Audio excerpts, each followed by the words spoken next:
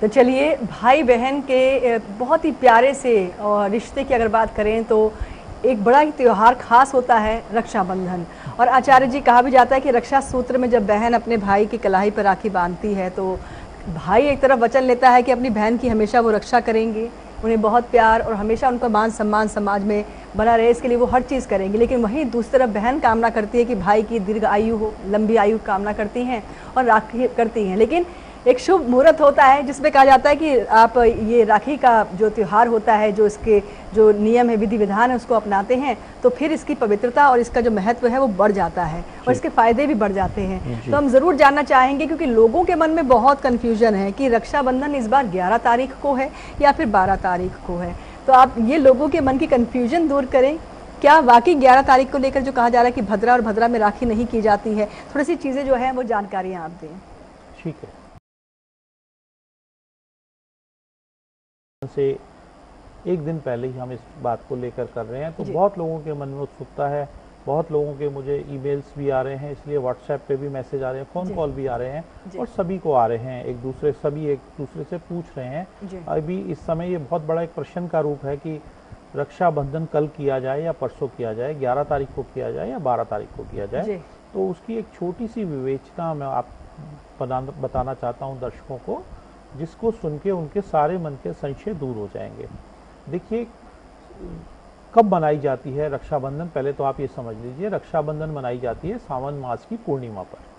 सावन मास की जो पूर्णिमा है उसका प्रारंभ कल सुबह 10:38 से होगा।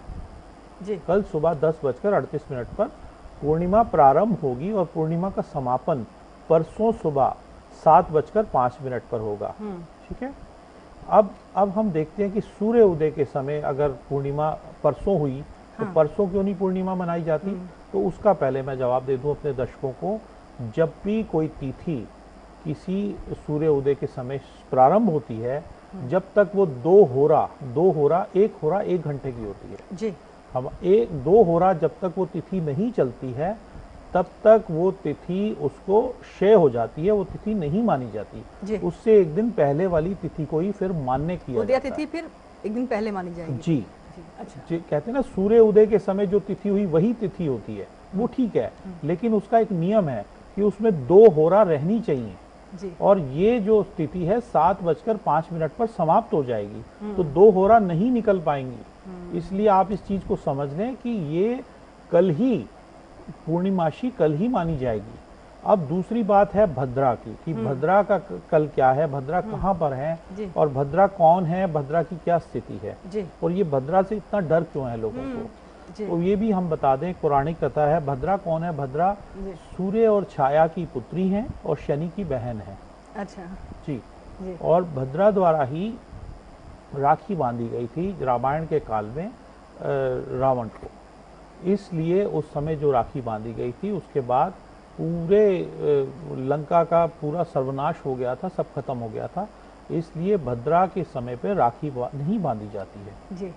और भद्रा कल जो लग रही हैं वो किस समय लग रही हैं? भद्रा के 2 रूप होते हैं, भद्रा पुंज और भद्रा मुख।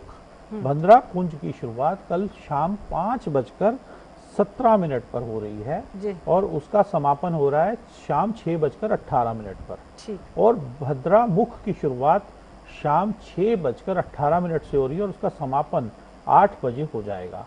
तो इस दौरान भद्रा लगी हुई है, 5:17 से लेकर के शाम 8 बजे तक भद्रा लगी हुई है। लेकिन भद्रा कल मान्य क्यों नहीं होगी? कल भद्रा मान्य इसलिए नहीं होगी क्योंकि कल जो चंद्रमा जब मकर राशि पर होते हैं तो भद्रा का जो असर होता है पृथ्वी लोक पर नहीं रहता है, वो पाताल लोक पे रहता है। इसलिए कल भद्रा मान्य नहीं है, किसी को उससे डरने की कोई जरूरत नहीं है। इस समय में भी राखी कर सकते हैं, जो आपने समय बताया, इस समय पर भी कर सकते हैं, लेकिन हम फिर भी ये कहेंगे कि उस समय ना करके आप उसको 5 बजे से पहले ही कर लें तो शायद ज्यादा अच्छा है। थोड़ा सा वहम उसमें बिल्कुल भी नहीं रहेगा, आपको कोई पिन पॉइंट भी संशय फिर उसमें नहीं बचता। यानी कि 10:38 से लेकर के शाम 5 बजे, शाम 5:17 से पहले आप राखी कर लीजिए, वो ज्यादा बेहतर है। वो ज्यादा बेहतर है। और अभी मैं एक उसके बीच में जो सबसे शुभ मुहूर्त है वो भी बता देता हूँ। जो उसके बीच में सबसे शुभ मुहूर्त है वो कल जो अभिजीत मुहूर्त लगेगा 12:06 से 12:56-57 तक, इस दौरान सबसे शुभ मुहूर्त माना जाएगा जो राखी बांधने के लिए। यानी कि ये बहुत ही शुभ मुहूर्त है। अगर आप चाहें तो इस समय का इस्तेमाल कीजिए, यानी कि 12:06 से लेकर के 12:56-57 तक ये आपके पास अच्छा खासा समय होगा। इसमें आप रक्षाबंधन का त्योहार मनाएं, ये आपके लिए बहुत ही बेहतर होगा। और दिशा कुछ बताना चाहें, शुभ दिशा? हाँ, दिशा के लिए मैं 2-3 बातें और भी बताना चाहता हूँ। एक तो कल भाई या बहन जो भी कल रक्षाबंधन का त्योहार कर रहे हैं वो काले कपड़े बिल्कुल नहीं पहनेंगे। काले कपड़े पहनने से नेगेटिविटी बहुत बढ़ती है इस दिन की। एक तो वो कार्य बिल्कुल नहीं करना, और एक बहनों ने अपने भाई के सिर पर रुमाल जरूर रखना है, उनको तिलक करना है, तिलक करके उनको चावल लगाने हैं। चावल जो हो वो देख लेने हैं कि टूटे हुए बिल्कुल नहीं होने चाहिए, खंडित चावल नहीं होने चाहिए जो अक्षत हैं, और अपने भाई के सिर पर थोड़ा सा उसको आशीर्वाद के रूप में भी बहनें दे दें। और जब रक्षाबंधन में राखी बांधें तो उसके 3 बार उसमें राखी बांधनी चाहिए, ये विशेष है।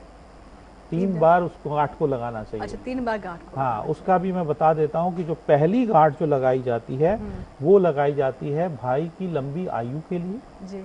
दूसरी गांठ लगाई जाती है भाई के धन धान्य और वैभव के लिए, उसकी सुख और समृद्धि के लिए, और तीसरी गांठ लगाई जाती है दोनों भाई बहनों के प्रेम संबंधों को जोड़ने के लिए। और ये 3 गांठों का जो वो है, ये ब्रह्मा विष्णु और महेश इसको माना गया है। और साथ साथ दक्षिण दिशा की ओर मुख कर राखी नहीं बांधनी चाहिए। बिल्कुल। चलिए, तो उम्मीद